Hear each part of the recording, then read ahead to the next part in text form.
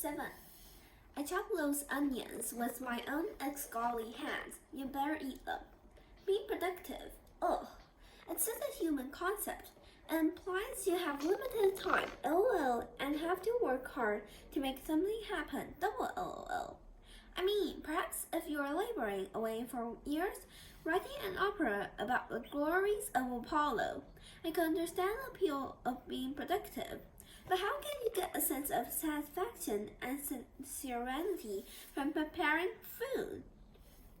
That I did not understand. Even at Camp Halflow, I wasn't asked to make my own meals. True, the hot dogs were questionable, and I never found out what sort of bugs were in the bug juice, but at least I'd been served with a cadre of beautiful nymphs. Now I was compelled to wash lettuce, dice tomatoes, and chop onions. Where does this food come from? I asked, blinking tears from my eyes. I know the meter, but even I could tell this produce was fresh from the earth, probably because of the amount of dirt I had to wash off. The thought of the meter made me think of Meg, who might have caused me to weep even if I hadn't already been afflicted by onion fumes. Calypso dumped a basket of muddy carrots in front of me. Emmy's got a garden on the roof. Greenhouses, year-round growing. You see the herbs, basil, thyme, rosemary. It's amazing. Emmy smiled. Thank you, dear. You definitely know your gardening. I sighed. Now those two were bonding.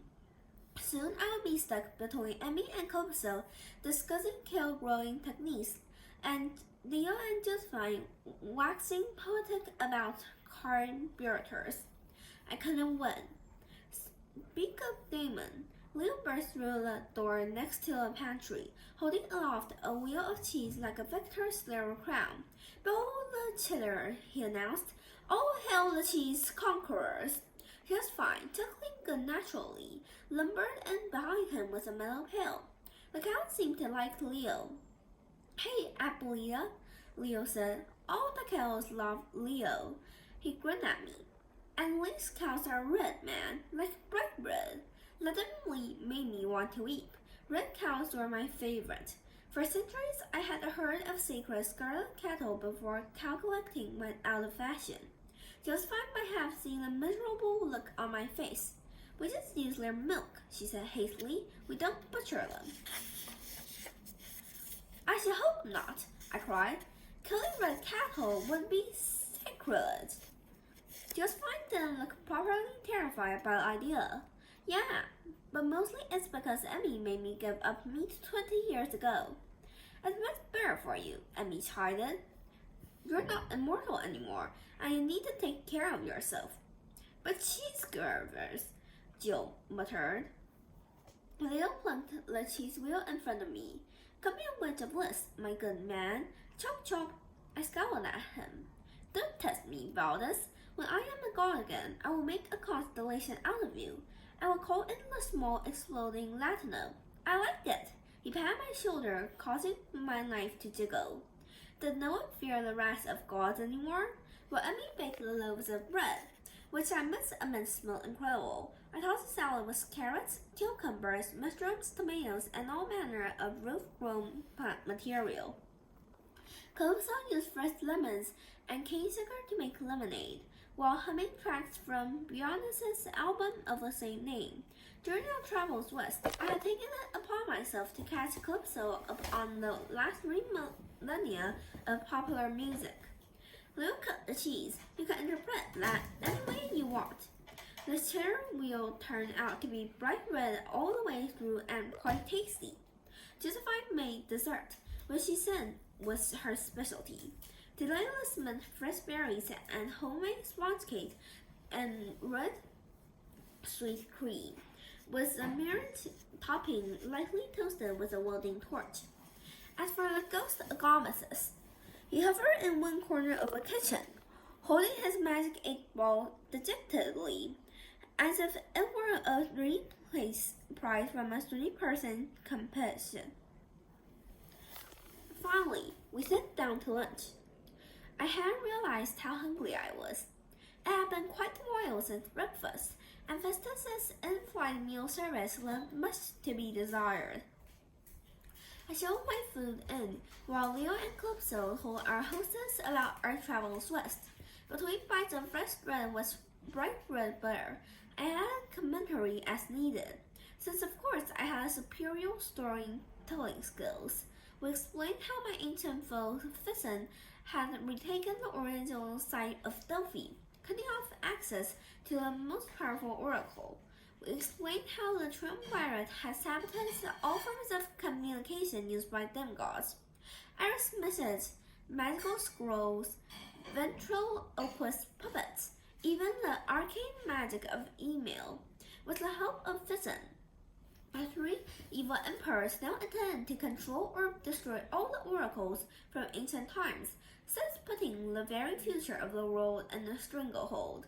We free the growth of the Dana, I summed up, but that oracle simply sent us here to secure the next source of prophecy, the cave of Trophonius. Calypso pointed to my quiver, which lay against the nearest sofa. Apollo, show them your talking arrow. Emmy's eyes gleamed with keen interest of an archer. Talking arrow? I shuddered. The arrow I had retrieved from the whispering trees of the dawn had so far done me little good. Only I could hear its voice, and whenever I asked its advice, it spouted nonsense in Elizabethan English, which infected my speech patterns and left me talking like a bad Shakespearean actor for hours. This amused Calypso to no end. I will not show them my talking arrow, I said. I will, however, share the limerick. No, said Calypso and Leo in unison. They dropped their forks and covered their ears. I recited, there was once a god named Apollo, who plunged in a cave blue and hollow. Upon the tree cedar, the broad fire eater was rusted and madness to swallow. Around the table, an uncomfortable silence fell. Just fine glowered. Never before has any voice dared to utter a limerick in this house, Apollo, and let's hope no one will ever do so again, I agreed. But such was the prophecy of the Dana that brought us here. Emmy's expression tightened, removing any lingering doubts that this was the same Hemisia I had immortalized so many centuries ago. I recognized the intensity in her eyes, the same determination that had sent her over a cliff, trusting her fate to the gods. The cave blue and hollow, she said. That's the oracle of Trophonius, all right. It's located in the Blue Spring Caverns, about 80 miles south of town. Leo grinned as he chewed, his mouth an avalanche of earth-tone food particles. Easiest quest ever, then.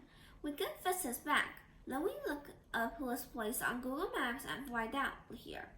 Doubtful, Josephine said. The Emperor has the surrounding countryside heavily guarded.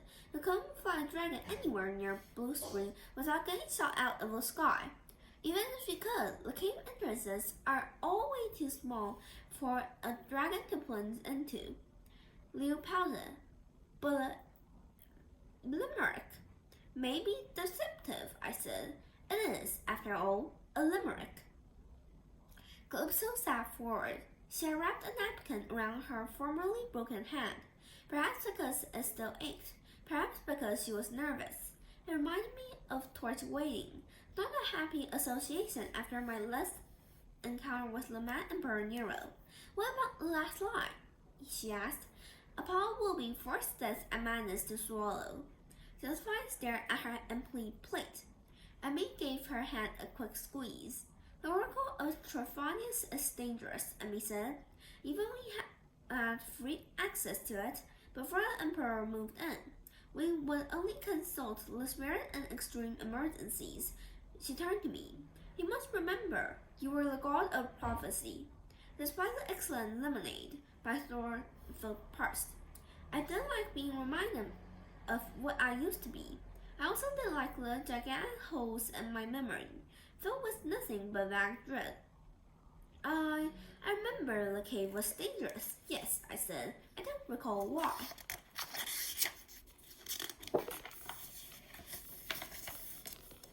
You don't recall?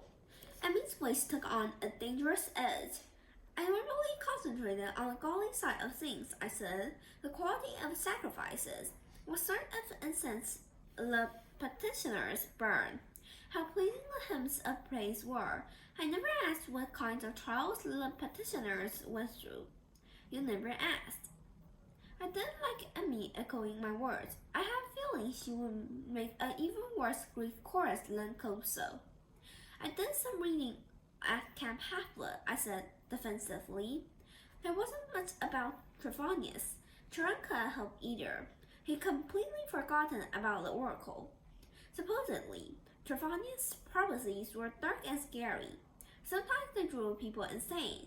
Perhaps this cave was some sort of haunted house with some deeply skeletons, priestesses jumping out and saying boo. Emmy's sour expression told me that my guess was off the mark. I also read something about petitioners drinking from two special strings. I persisted. I thought swallowing this and madness might be a symbolic reference to that. You know, poetic license. No, Josephine muttered.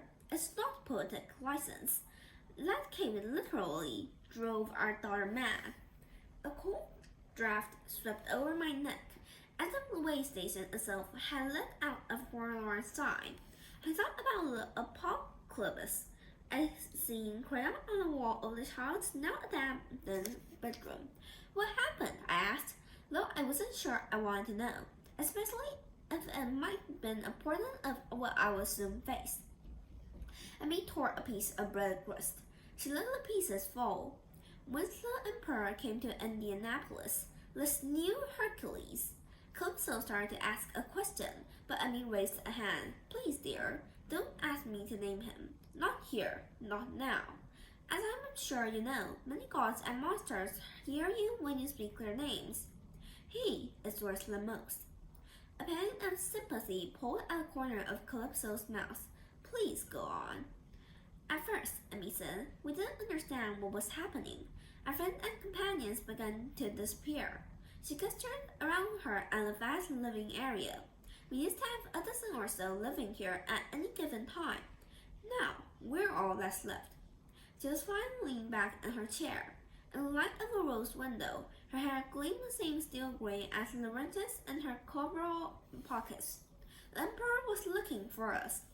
He knew about the way station. He wanted to destroy us.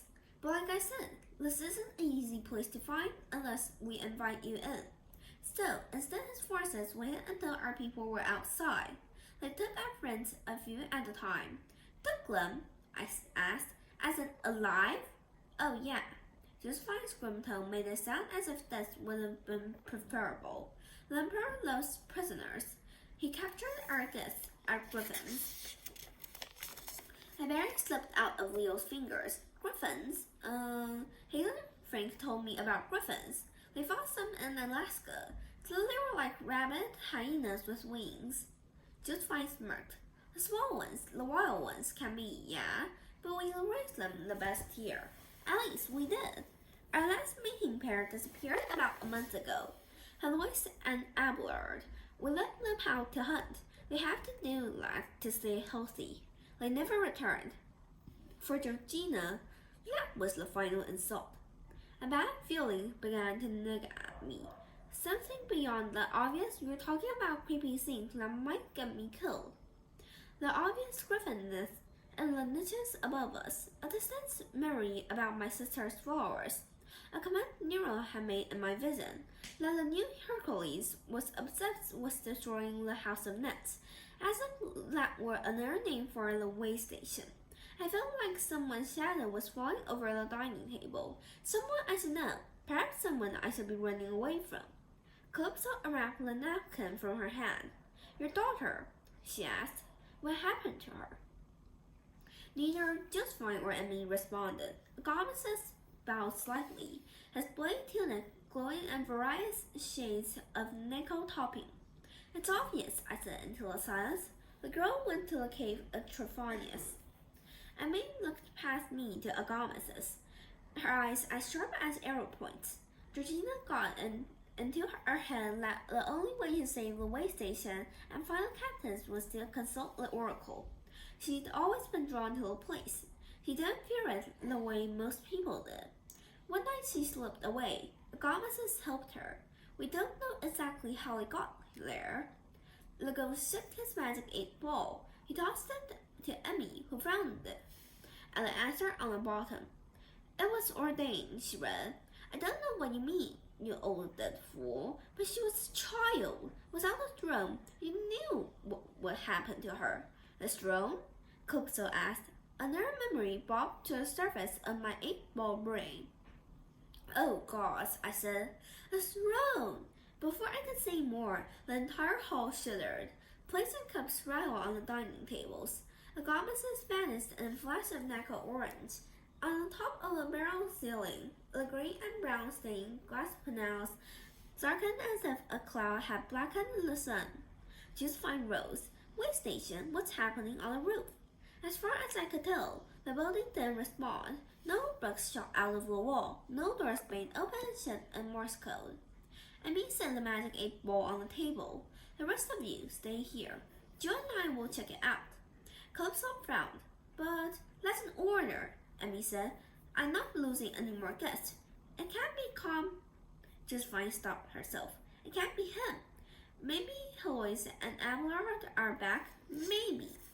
Emmy didn't sound convinced. But just in case. The two women moved quickly to a metal supply cabinet in the kitchen. Emmy grabbed her bow and quiver. Josephine pulled out an old-fashioned machine gun with a circular drum magazine between the two handles. Leo nearly choked on his dessert. Is that a Tommy gun? Josephine patted the weapon affectionately. This is little Bertha, a reminder of my sordid past life. I'm sure there's nothing to worry about. You'll sit tight. With that comforting advice, our heavily armed hostess marched off to check the roof.